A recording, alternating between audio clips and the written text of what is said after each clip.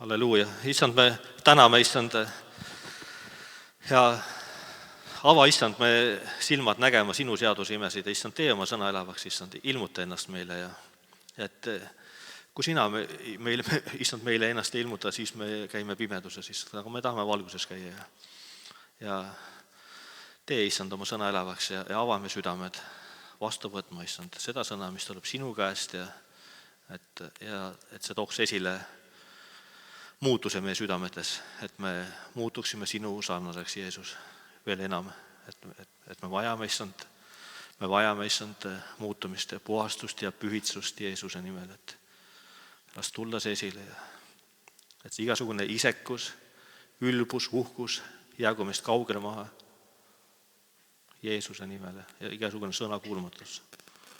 Aamen.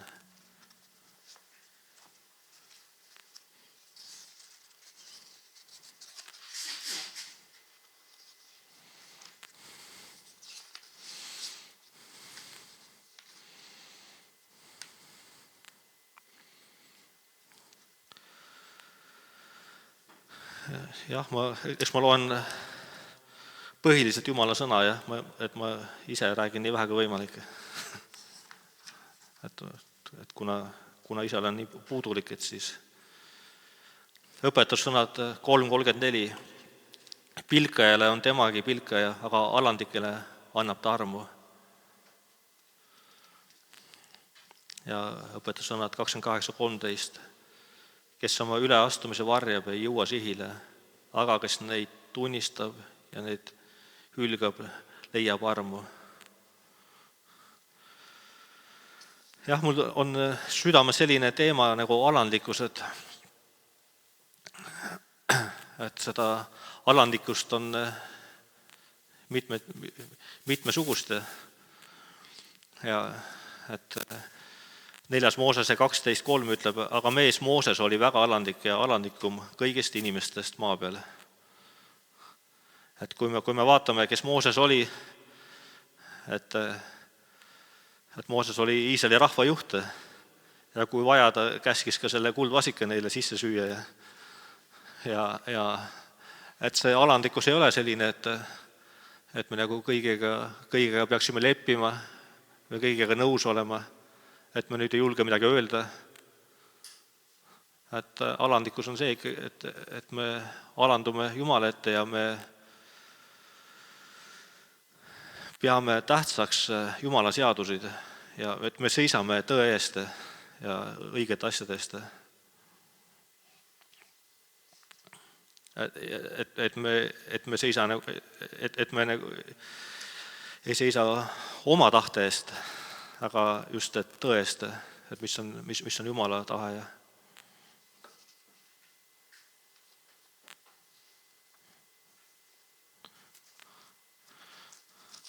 Ma loen vahepeal mingid kirjakohti, et lihtsalt et seda teemat kuidagi nagu võib-olla niimoodi, et sinna sisse minna.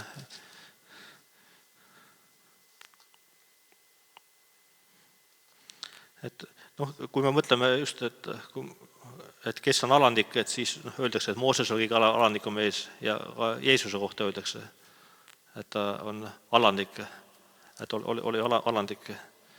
Et ma loen pärast. Siin Mattuse 11.29 ütleb, et Jeesus ütles, et võtke enda peale minu ikke ja õppige minult, sest mina olen tasane ja südamelt alandlik ja ta leiate hingamist oma hingele. Et siin ka Jeesus ütleb, et õppige minult, et kui me tahame käia Jeesuse järgi, et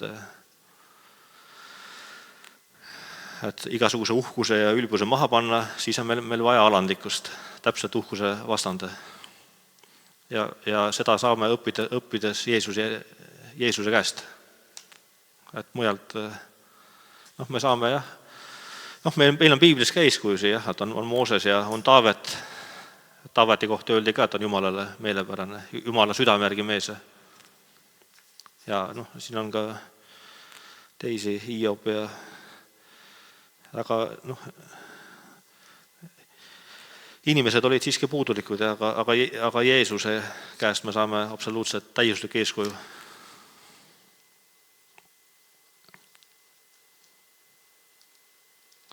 Ja Jeesust me saame õppida just sellest, mida piibel Jeesuses kirjutab. Ja ma avastasin niisuguse psalmi, ma ei olegi nii mõelnud seda, psalm 45, kuninga pulmalaul. Minu meelest see räägib Jeesusest. Häid sõnu voolab mu südamest, kuninga auks on mu laul, mu keel on nagu usina kirjutaja sulg, sa oled kõige kaunim inimlastest, arm on valatud su huultele, seepärast on Jumal sind õnnistanud igavesti. Pane mõõk vööle, sa kangelane, oma au ja oma hiilgus. Oma hiilguses tungi edasi, astu sõjavankritesse tõe eest ja õiguse ning alandlikkuse eest. Küll su parem käsi sulle õpetab kardetavaid tegusid. Su nooled on teravad, rahvad langevad su alla, nooled tungivad kuninga vaenaste südamesse. Su aujärg, Jumal, on ikka ja igavesti. Su valitsuskepp on õigluse kepp, sa armastad õiglust ja vihkad ülekohut.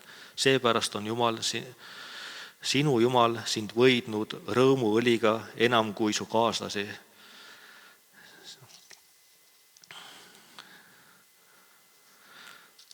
Et ma siit edasi loegi, mul on praegu siiani ja et kui me võtame eeskujuks Jeesuse, siis Jeesus armastab õiglust ja vihkab igasugust ülekohut ja igasugust ülbust. Ja kui me seisame õigete asjade eest, tõe eest, siis Jumal võidab ka meid rõõmuõliga. Et ma ennast ka tihtipeale panen tähele, et ma kuidagi kipun nagu liiga palju norutama. See tegelikult, see on probleem, vaata, et millega vaja tegeleda. Et me peaksime rõõmustama Issandas.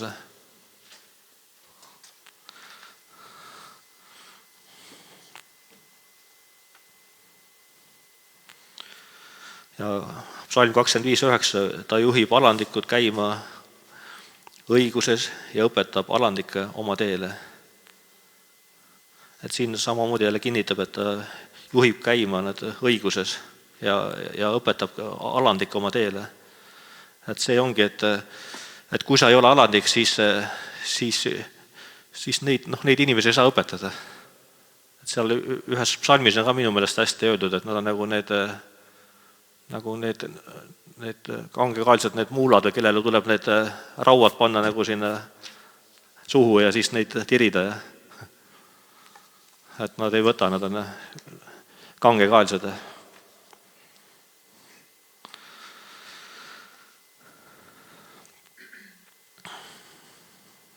Ja psalm 37:11, ent alandikud pärivad maa ja tunnevad rõõmu suurest rahust. Et alandikega, kui me käime Jeesuse järgi, siis meil peaks olema kaasnema suur rahu. Jeesus ütles, et oma rahu ma annan teile, oma rahu ma jätan teile. Mina enam nagu maailma annab. Et just need peaksid tulema esile vaimuviljad, rahu, rõõm ja armastus ja pikmeel. Ja õpetussõnad 11:2 ütleb, et tuleb uhkus, tuleb ka häbi, aga alandikel on tarkus. Lisaks käib alandikele kaasas ka tarkus. Et mina tahaks küll saada, jah. Et saada targaks. Õpetussõnad 16:19, parem on olla vaestega alandik, kui kõrkidega saaki jagada. Ja õpetussõnad 22:4, alandikuse ja issanda kartuse tasu on rikkus ja elu. Vaata, lisaks Nagu Saalomon palus tarkust, talle anti ka kõike muud rikkust ja kõike peale, mida ta üldse palunudki.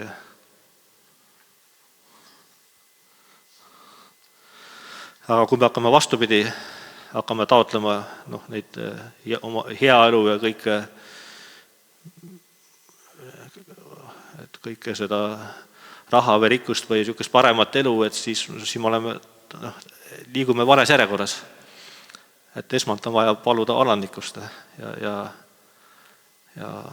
Jeesust tundma õppida.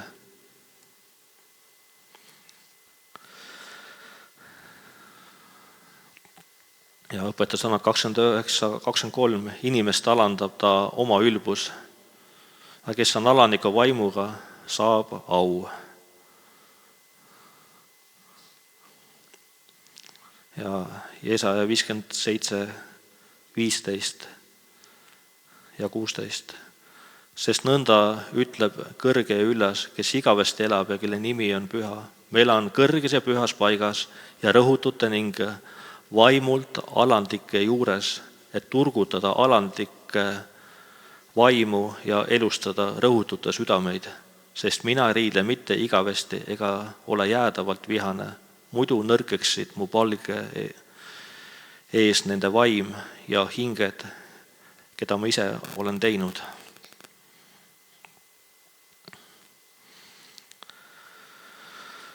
Jah, et issand tuleb nende juurde, kes on rõhutud ja kes on alandlikud ja kes tunnistavad, et ma vajan Jeesus, et ma ise ei saa hakkama. Et sealt lahendused hakkavadki sellest, kas või kes on alkohoolik, et kui ta ütleb, et ma ise ei suuda seda maha panna, et ma vajan Jeesus sinu abi. Et vaata, kui vähe on tegelikult vaja, et meie nende raskuste võitmiseks tegelikult, mis tundub, et võimatud või tegelikult on vaja ainult alanduda issanda juurde.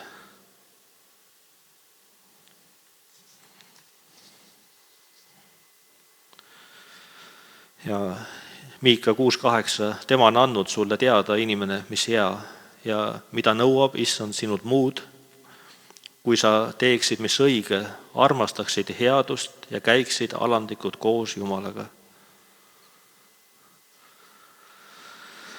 Et siin on samamoodi, et vaat kui vähe on vaja tegelikult. Et kui sa teeksid, mis on õige, armastaksid headust ja käiksid alandlikud koos Jumalaga. Ainult vaja koos Jumalaga käia. Et ta ei nõua meilt, ei tea, mis kõike need pikka siin nimekirju, kõike neid käskusi ja inimeste seadmisi, mida kirja pannakse. Et kui sa hakkad neid sealt näpuga järge ajama, siis sa ei jõuagi neid täita. Lõpuks oled väga suures kiitsikuses ja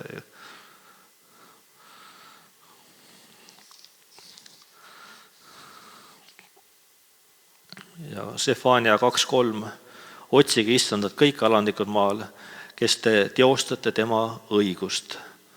Otsige õiglust, otsige alandlikkust, vahest leiate varju issanda päeval. Siin ka jälle, otsige õiglust, otsige alandlikkust. Et kui seda ei ole, tuleb otsida. Jeesus ütles, kes otsib, see leiab ja kes palub, see saab, kes koputab, selle avatakse. Et on ka tõotus, et see ei ole vabandust, et mulle ei ole antud, et mul ei ole, et siis pead otsima.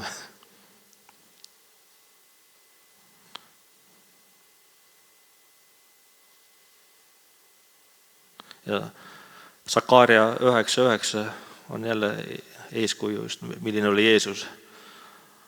Ole väga rõõmus Sioni tütar, hõiske Jeruusalemma tütar, vaata, sulle tuleb sinu kuningas, õiglane ja aitaja. Tema on alandlik ja sõidab eesli seljas, ema eesli sälu seljas.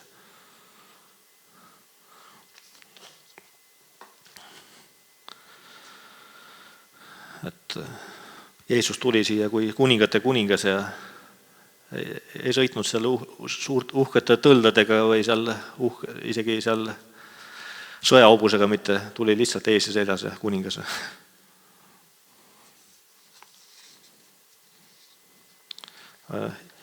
Juutidele see ei meeldinud, selline kuningas. Ega ma tea, kas meilegi oleks meeldinud, et see ongi, et meil on nagu endal mingid ettekujutused, milline peab olema kuningas ja kuidas asjad peavad käima, ja siis tihtipeale me lihtsalt ei võta vastu, kui tuleb kuidagi asjad tulevad teistmoodi.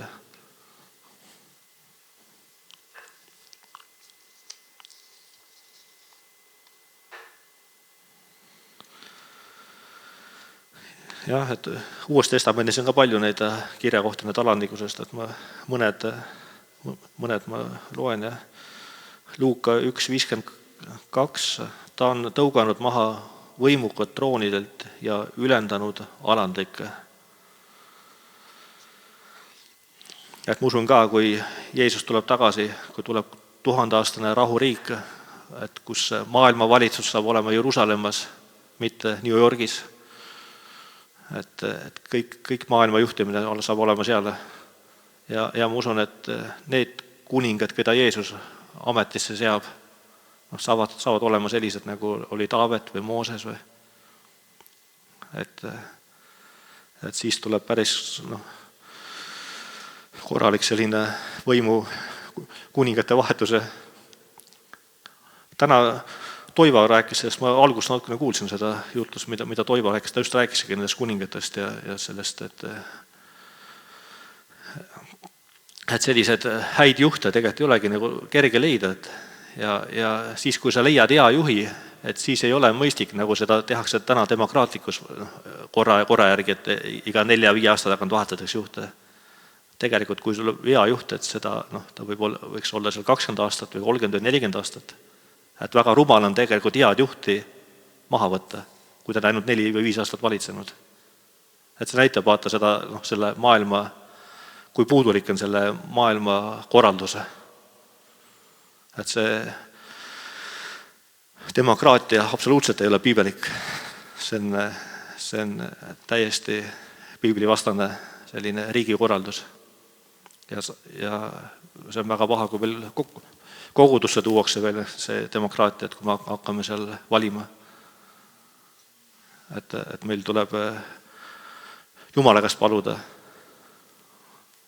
Et Jumal näitab, et kes on järgmine kuningas, et nii nagu Saamuel läks Iisai juurde ja laskis talle oma pojad ette kutsuda, et võida tulevane kuningas,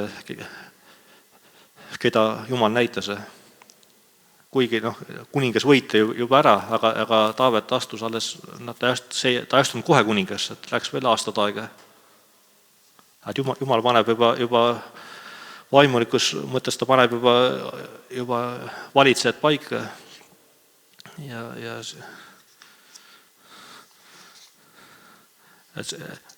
et tihtipeale tehaksegi nagu need protseduurid nagu enne ära ja siis, kui tuleb aeg, ja siis astub kuningas ametisse.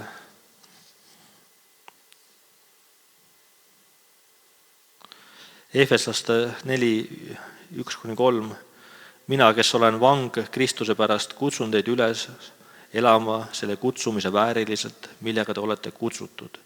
Kogu alandlikkuse ja tasadusega, pika meelega, üksteist sallides, armastuses ning olles usinad rahusidemete kaudu pidama vaimu antud ühtsust.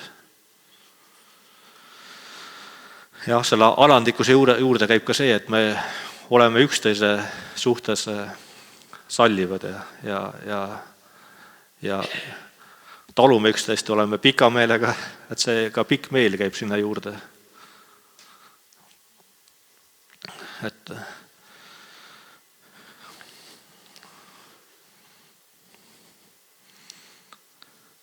ja Kolosslastele 2:16-23, ärgu siis keegi mõistku teie üle kohut sööma või jooma ega mingi püha või noorkuu või hingamispäevade pärast, mis on taevaste asjade vari. aga Kristuse ihu on tõelisus. Ärgu võtku teie võiduandi ükski, kes seda tahab, alandlikkuse ja inglite teenimise kaudu. Ja kes selle üle, mis ta on näinud, asjata oma lihalikus mõistuses hoopleb ega hoia kinni peast, kelles kogu ihu kokku liidetakse ja koos hoitakse kõõluste ja sidemete abil ning kasvab Jumala kasvamist.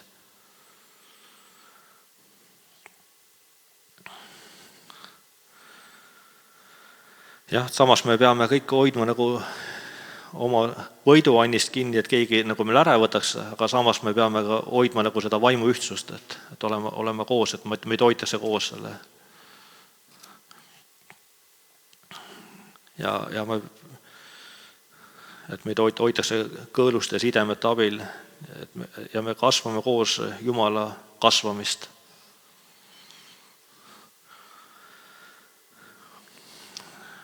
Ma olen enda elus ka tähele pannud seda, et kui me isegi oleme saanud usklikuks, oleme kasvanud usus ja kõik, ja muutunud järjest alandlikumaks, aga vahepeal tuleb periood, kus me usust nagu eemaldume või tulevad muud asjad, hakkavad nagu asenduma elus ja siis jälle hakkab ka meie alandlikkus ära kaduma ja pikk meel ja siis hakkame jälle ärrituma, vaadake, need asjad kipuvad tulema tagasi, nii kui me Jeesusest eemaldume.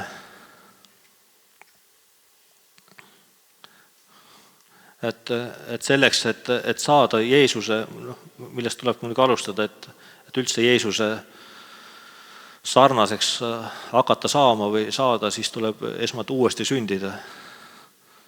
Et muidu kui lihtsalt nagu õppida nagu, et neid inimesi on küll palju, kes on piiblit loevad siin 2-3 korda ja me nüüd ilutigi kuulsime, inimene on lugenud mitu korda piiblit läbi, aga kui sa uuesti ei ole sündinud, et siis ma olen tähele pannud, et sealt ei hakka mitte midagi külge. Et süda ei muutu siis. Sa võid seda nagu oma mõistusega nagu õppida, et mismoodi Jeesus tegi ja püüda nagu teha samamoodi, aga sellele ei ole vilja, kui ei sünni uuesti. Et on vaja uuesti sündida, saada püha vaimuga ristitud, on veega ristitud. Et meil peab tulema esile uus loomus ja pidevalt vaimu abil suretada lihategusid. Et seda vana liha tuleb hoida ristile seal, et me oleme surnud siis, kui me enam, siis kui on surnud, vaata, siis kui meile öeldakse midagi, et meil enam ei tee teist nägugi. Aga kui me hetkega kohe vihastume, ärritume, siis see uuesti sünd on veel selline poolik veel, et vana inimene ei ole veel surnud. On küll maha maetud, aga vaatan, et see vana inimene niivõrd kangekaelan, et ta isegi maha ka maetud, aga vaata ikka see suremine võtab kaua aega. Jätab käe välja või kuskilt, et ikka kuskilt veel hingitseb veel edasi.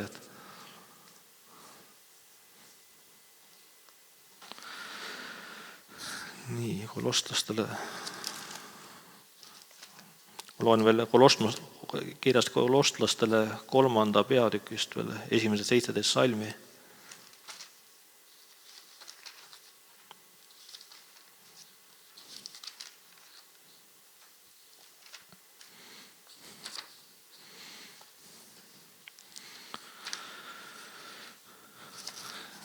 Nii.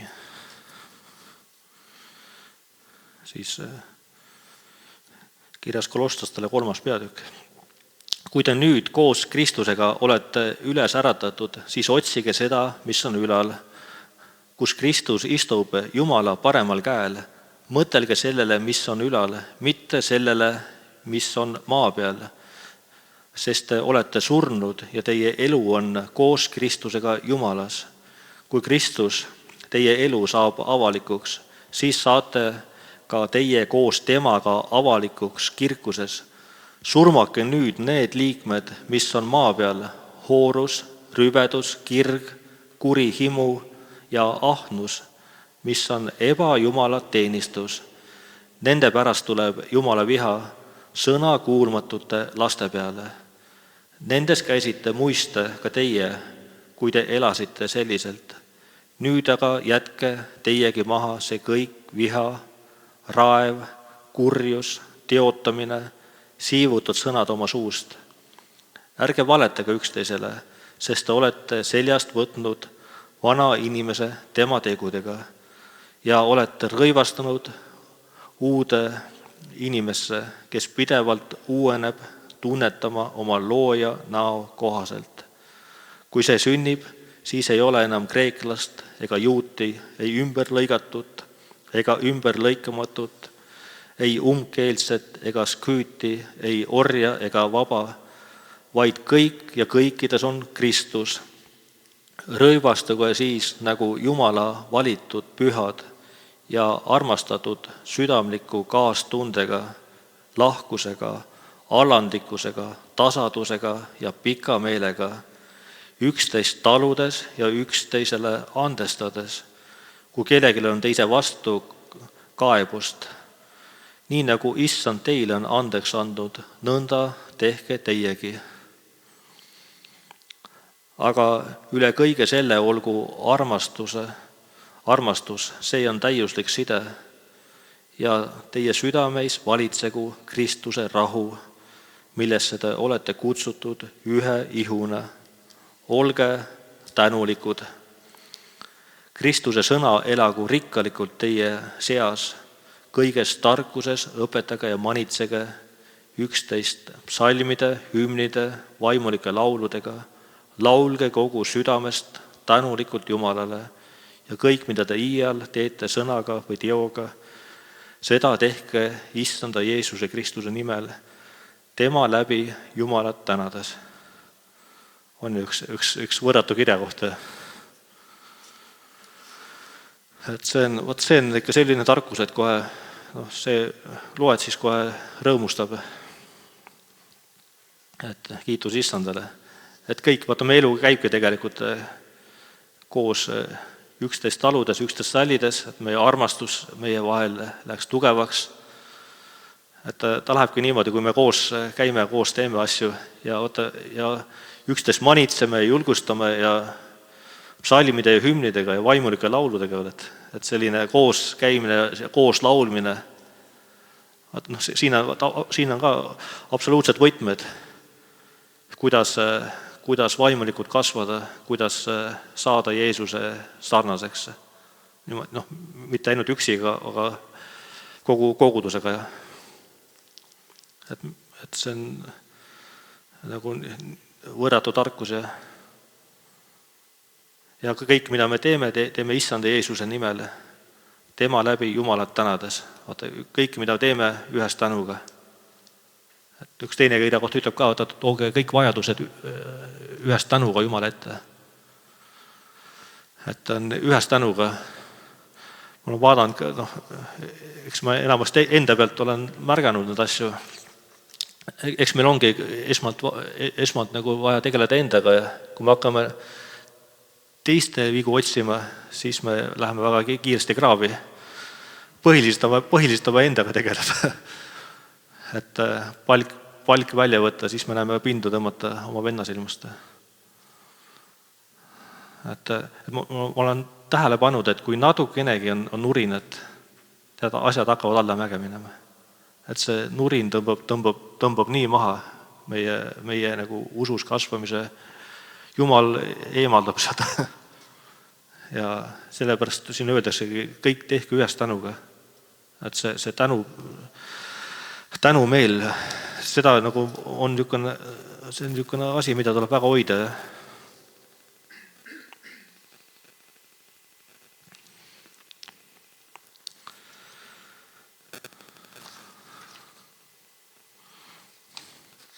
Ja 1. Peetruse 3.8 ütleb veel, viimaks olge kõik üksmeelsed, kaastundlikud, vennalikud, halastajad, alandlikud. Et Peetrus ka veel kinnitab seda põhimõtteliselt sama mõtet.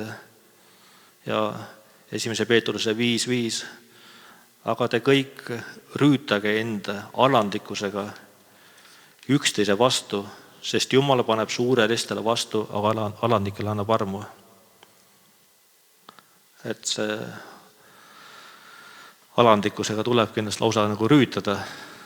Et see on ka selline nagu sõjavarustuse osa, mida tuleb selga panna.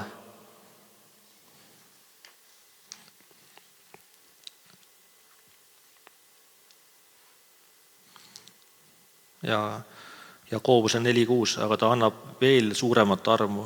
Seepärast ta ütleb, Jumal paneb vastu ülbele, aga alandlikele annab armu. Et see käib ka üsna palju läbi, et alandlikud saavad armu.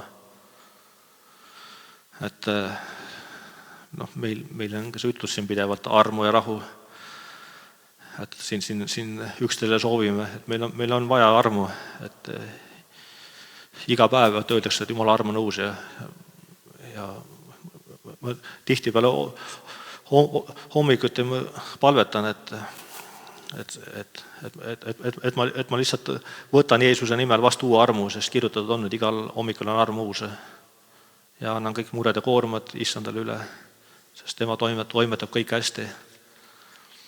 Et see on üks selline hea palve, mida et hommikuti võtta jälle uus arm vastu ja et me see on sellepärast hea paluda, et me nagu mõtleksime selle peale, et me vajame armu, et see ei tohi meelest ära minna.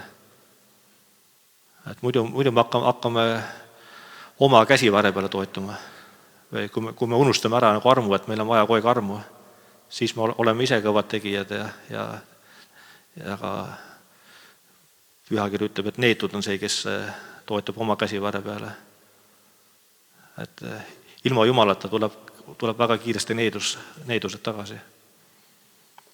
Et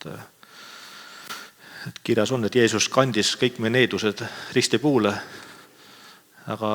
ja tema vermetele me tervistunud ja ta kandis kõik valud ära, aga me saame selle kätte siis, kui me oleme Jeesuses. Ja ootame abi tema käest. Et kui me lähme abi mujalt nagu otsima, et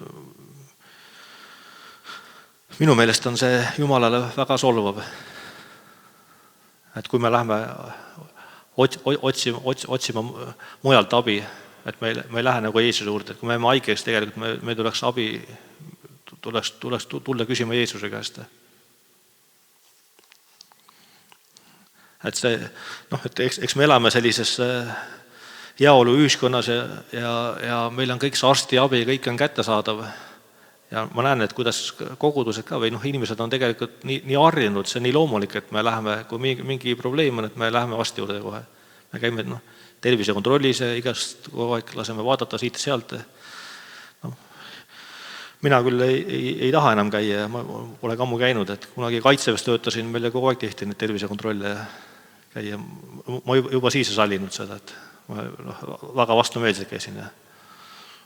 Et kuigi ma veel päris alguses ei olnud siis veel usklik, aga just, et kui meil on vaja abi, siis me küsiksime Jeesuse käest. Ja Jeesus aitab, et täna oli ka mu abikaasal oli abi vaja, palvetasime, pöördusime Jeesuse poole ja Jeesus aitas ju. Näed, aitab. Et see ei on ainult 2000 aastat tagasi, et aitab ka praegu.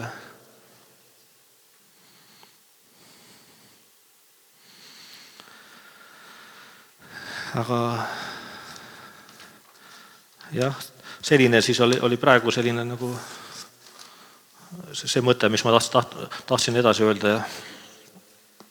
Et siis püsime selles ja tuletame siis meelde pidevalt, et meil on üksteist vaja siin kõrval ja et me üksteist julgustaksime ja taluksime, annaksime andeks ja alanduksime issand ette ja kiituse